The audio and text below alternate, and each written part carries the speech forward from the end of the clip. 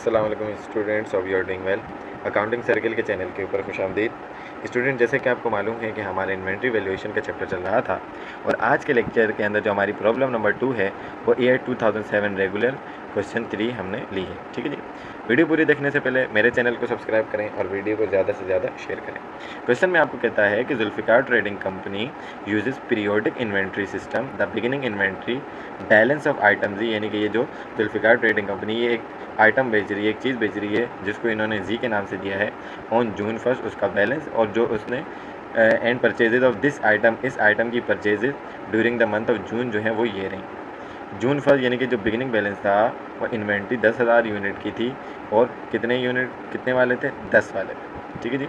जून 8 को आपने इसके 15,000 यूनिट खरीदे और एक यूनिट 14 रुपीज़ का था। जून 14 को आपने इसके 18,000 यूनिट खरीदे और एक यूनिट 16,000 का। जून 22 को आपने इसके 12,000 यूनिट खरीदे और एक यूनिट 18,000 रुपये का।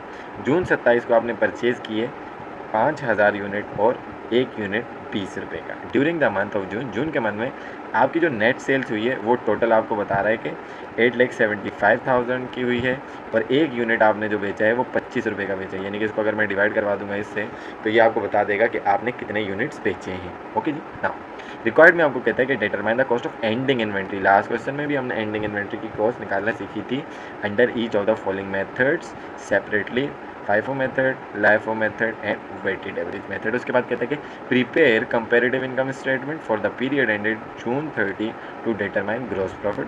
ग्रॉस प्रॉफिट निकालने के लिए आपने इसको यूज़ करना है। ठीक है जी। तो सबसे पहले हमें पता होना चाहिए, एक शेड्यूल बना लेते हैं कि हमारे पास इसकी टोटल कॉस्ट कितनी है। ठीक है जी। तो Zulfiqar trading company schedule showing for total cost for the period of June 30, 2007। तो आपके पास जो जो इन्वेंट्री थी और जिन डेट्स को आपने परचेज़ किया वो डेट्स लिखते हैं, जून 1, 8, 14, 22 एंड जून 27। आपके पास बिगिनिंग इन्वेंट्री 10,000 10 वाली थी, मल्टीप्लाई किया 1,00,000, फिर आपने परचेज़ की 15,000 यूनिट 14 वाले तो 210 हो गया, 18,000 यूनिट फॉर 16 रुपीज़ 288,000 हो गया, 12,000 unit each unit for 18 rupees ये हो गया 216,000 और 5,000 20 वाले यूनिट्स आपने खरीदे तो ये हो गया 1 लाख रुपीज़। टोटल कॉस्ट अगर आप इसको ऐड करवाएं तो 9,14,000 हो गया और टोटल यूनिट्स आपके पास अवेलेबल जो हैं यानी कि अवेलेबल फॉर सेल हैं बिगनिंग और परचेज़ मिलाकर वो 60,000। तो आपने एंडिंग इन्वेंट्री के यूनिट्स देखने, तो टोटल यूनिट्स आपके पास कितने थे? सर मेरे पास टोटल यूनिट तो 60 थे, अभी निकाले, लेस करवा देंगे यूनिट सोल्ड आउट। कितने बेचे? जैसे कि मैंने आपको पहले बताया 875 को डिवाइड करवाएंगे 25 से, तो आपने 60,000 रुपये में से 35,000 यूनिट्स बेचे। तो एंडिंग इन्वेंट्री के यूनिट्स कितने हो गए? 25,000 बचेंगे। अब इसको हमने निकालने किससे? FIFO, LIFO और वेटेड एवरेज से। FIFO जो पहले आया वो पहले जाएगा। इसका मतलब क्या हुआ, मैं ज़रा कलर चेंज कर देता हूँ। इसका मतलब ये हुआ कि अगर आपने 35,000 यूनिट्स बेचे हैं तो 10 और 15, 10 और 15 25, बाकी 10 मज़ीद होंगे तो इसमें से 8 बच जाएंगे। अगर इसमें से 10 निकालता हूँ तो 8 बच जाएंगे, 8 और यहाँ से 12 20 हो जाएंगे और यहाँ से 5 25 हो जाएंगे। तो यही बिल्कुल FIFO मेथड में हुआ होगा। तो देखें, Zulfiqar trading company ending inventory cost by FIFO। ठीक है जी। तो आपके पास मैंने जैसे बताया जून 14 की परचेज़ के 8,000 यूनिट बच गए, जो पहले आए थे वो बिक गया। फिर जून 22 की परचेज़ के 12,000 यूनिट बच गए और फिर 5,000 जून 27 के। इनको अपनी अपनी कॉस्ट से आपने मल्टीप्लाई किया तो यहाँ पर आपके पास 128,000, एक जीरो ज़्यादा लगा हुआ है तो इसको आप हटा लें, 216,000 और 1 लाख। तो टोटल एंडिंग इन्वेंट्री की cost by FIFO method is 4,44,000 rupees आ जाएगी। ठीक है जी। LIFO मेथड के अंदर आपने जो बाद में आया वो पहले बेचना है। फिर से मैं कलर चेंज कर देता हूँ ताकि डिफरेंस रहे हर चीज़ का।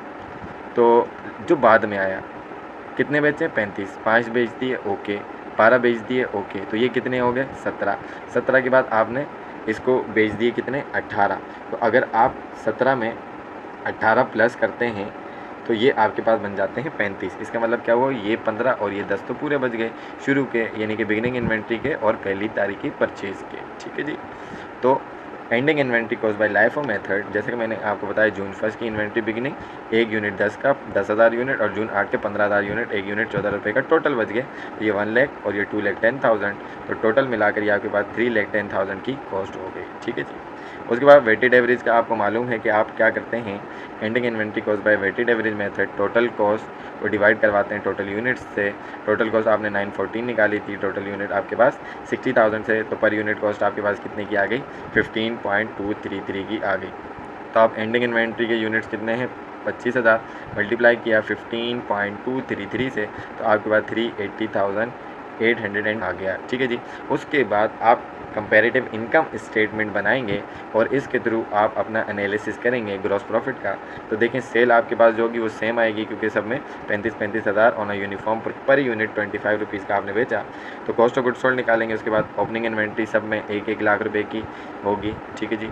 परचेजेज जो आपने टोटल की वो 8,14,000 की, तो सब में आ जाएगा। गुड्स अवेलेबल फॉर सेल भी सब में सेम रहेगा, 9,14,000 9,14,000 और 9,14,000। एंडिंग इन्वेंट्री जो आपके पास FIFO मेथड में आई वो 440 की आई सबसे ज़्यादा, जिसकी वजह से आपकी कॉस्ट कम होकर 470 पे चली गई और आपका ग्रॉस प्रॉफिट आया 4,05,000 का।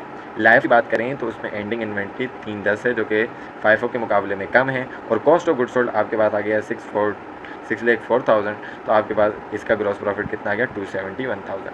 वेटेड एवरेज की बात करें तो इसकी एंडिंग इन्वेंट्री FIFO से कम है, LIFO से ज़्यादा है, तो इसको आप माइनस करवाएंगे तो आपके पास आ जाएगा ग्रॉस प्रॉफिट 341,825। ठीक है जी। आई होप कि ये क्वेश्चन आपको अच्छे तरीके से समझ में आ गया होगा। अगर इसके अंदर कोई भी कन्फ्यूजन होती है तो आप कमेंट सेक्शन में क्वेश्चन करके पूछ सकते हैं।